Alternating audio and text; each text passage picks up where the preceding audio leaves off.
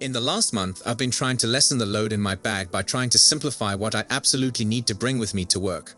One of the heaviest offenders has been my laptop, which at £3 is still demanding on my back. That's why I ditched my laptop for the Galaxy Z Fold 6 for 2 weeks, only to see if I could make do with a phone for all of my work-related activities.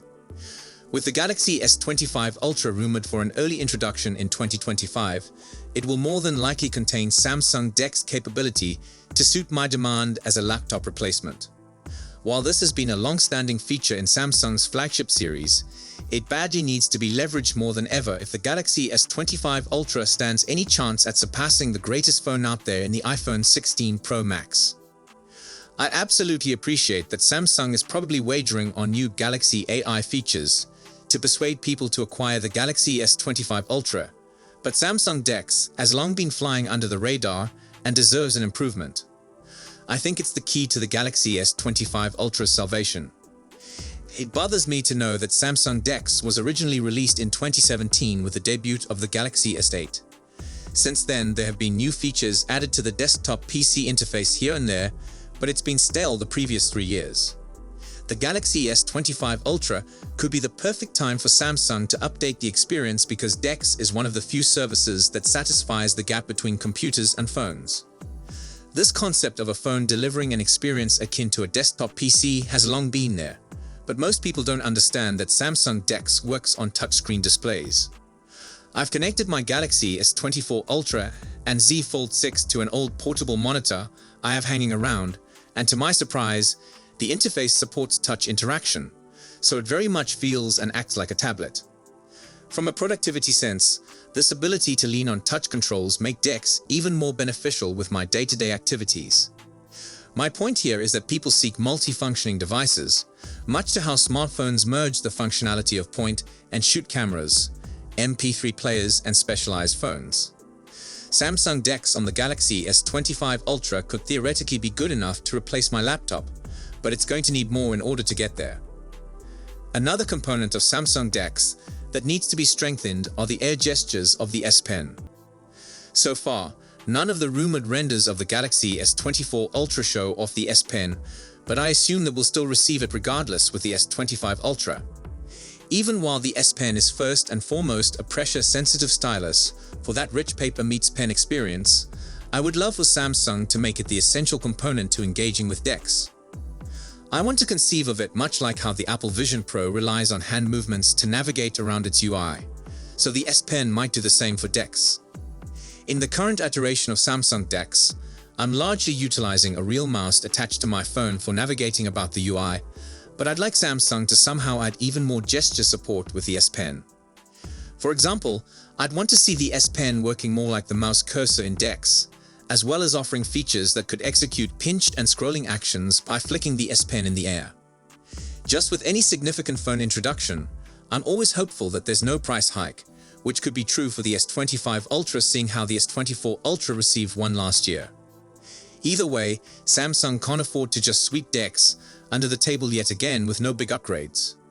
The iPhone 16 Pro Max has nothing remotely close to this, which is why it's vital that DeX gets the proper upgrade it deserves. You can attach it up to a portable display touchscreen support.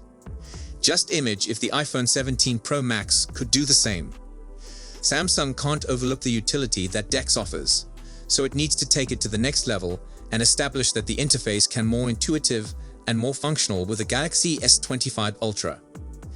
It's interesting that we haven't heard any speculations about a release date yet, but Samsung normally introduces new Galaxy S models in January or February, so we'd anticipate the same to happen next year, indicating there probably won't be much longer to wait.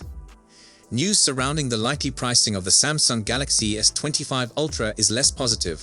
However, as many sources have claimed that the Snapdragon 8 Elite chipset we anticipate it will employ would cost more than its predecessor. One source stated the Snapdragon 8 Elite would cost roughly $40 more. Another said the Snapdragon 8 Elite would be around 20% more expensive, and even Qualcomm, who makes the chipset, said the Snapdragon 8 Elite will be expensive. In this case, there is a considerable likelihood that Samsung will pass this increase on to purchasers, which means that we could have a greater beginning price than that of the Samsung Galaxy S24 Ultra, which is €1,469. We predict the Samsung Galaxy S25 Ultra to likely cost more than the S24 Ultra, considering that its chipset is almost surely more expensive, but we don't think it will be a huge price rise. Everything suggests that with its Galaxy S25 Ultra, Samsung would make the exclusive option of the Snapdragon 8 Gen 4, renamed in fact to Snapdragon 8 Elite. The brand would still consider about the Galaxy S25 or S25 Plus, but would be sure of its choice for the Ultra model.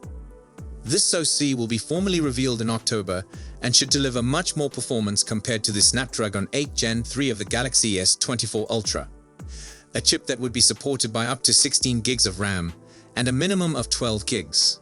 Samsung would require it largely for Galaxy AI and all the generative AI functions of One UI 7 working locally. In practice, the smartphone's performance appeared on the Geekbench 6 benchmark application, under the codename SMS938U. The progression compared to the Galaxy S24 Ultra is tremendous, and if it is overtaken in single-core, the Galaxy S25 Ultra is significantly better in multi-core compared to the iPhone 16 Pro Max. As with the base and Plus models, the Ultra model would not see its battery grow.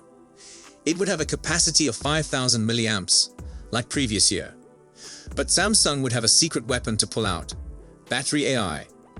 It is not a size 42 shoe, but a software feature. It would reduce non-essential chores in order to boost autonomy by up to 10%. As for charging, no change either, still 45 watts. Enough to recover, as for the Galaxy S24 Ultra, 65% of battery in 30 minutes. In wireless, the device would offer 25 watts and even 4.5 watts in reverse charging. At the time, there are no speculations about any price for the Galaxy S25 Ultra. That's typical, it's still too early to say anything about it. Even Samsung presumably hasn't chosen yet. Android 15 is now available, so anticipate the Galaxy S25 Ultra to come with that version already in place, in the form of the freshly disclosed One UI 7 that is confirmed to be coming to next year's new Galaxy handsets. We think the Galaxy S25 phones will get the same 7 years of software support that the Galaxy S24 receives. Another assumption of ours: the Galaxy S25 Ultra will add more Galaxy AI functions, similar to the ones that debuted with the S24 series.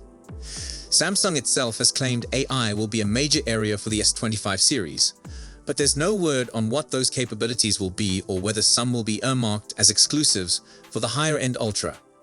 With the Galaxy S24, the same Galaxy AI functions were supported by all three models, so the entry-level S24 can pull off the same tasks as the premium Ultra. Samsung executives have already floated the prospect of one potential Galaxy AI update themselves, as Wonjun Choi, executive vice president of Samsung's mobile division, suggested perhaps providing the Bixby personal assistant with generative AI capabilities. Outside of AI, satellite connection could be on its way to the Galaxy S25 series. We've seen this put to excellent use on Apple devices since the iPhone 14, so it makes likely that Samsung would try and adopt it too. Potentially, the Galaxy S25 Ultra could benefit from an Android enhancement that allows the phone to install updated Android versions in the background. The change would make it more straightforward to update your OS on the Galaxy, while bringing Samsung's phones in line with other Android smartphones. Though it may be early for you and I to be thinking about the Galaxy S25 Ultra, it's a safe bet Samsung has already put a lot of effort into what goes into its next smartphone. With the iPhone 16 Pro Max garnering a lot of accolades for its enhancements, the pressure's on Samsung to answer in kind with its premium device. We should find out more about such efforts throughout the rest of this year, as we draw closer to the S25 Ultra's 2025 launch date. So please share your thoughts on the upcoming S25 Ultra lineup, and let us know your opinion in the comments below. For more updates, feel free to check out our channel. Thank you, and see you in the next video. Peace out.